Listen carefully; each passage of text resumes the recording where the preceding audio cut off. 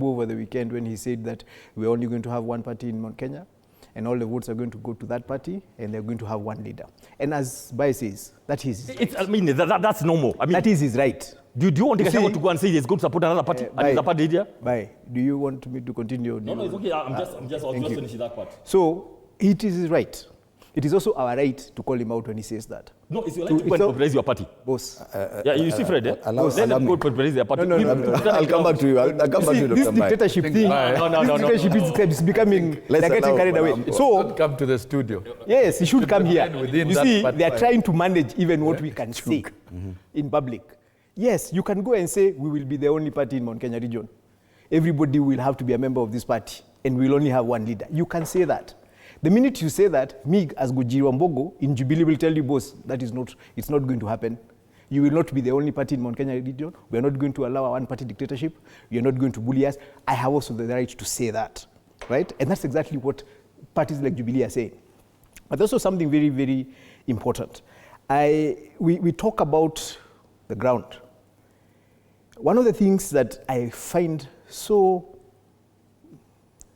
funny, for lack of another word, is every time I have listened to DCP, you know, DCP is just a couple of months old, talk about the foolish and stupid leaders. You know, that's actually what he called them on record.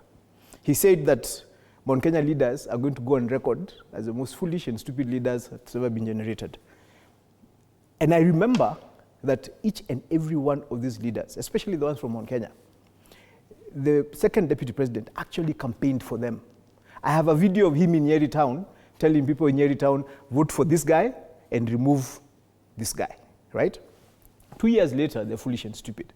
Why? Because for some reason, they did not agree. What Bai will not tell us is why they did not agree. I mean, that's a conversation one day I hope we're going to hear, why they did not agree. But remember, these are all politicians.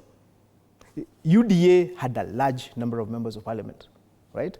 And that is the reason they took over government, because they also got a number. There was a yellow fever. They got a lot of votes. They became, Ruto became president, and Gachagua became deputy president because of those number of votes. One of the roles today, parliament can impeach the president. It is in the constitution. If enough members of parliament sit down and decide we don't want to work with Ruto, they can actually do exactly the same thing that they did for Gachagua.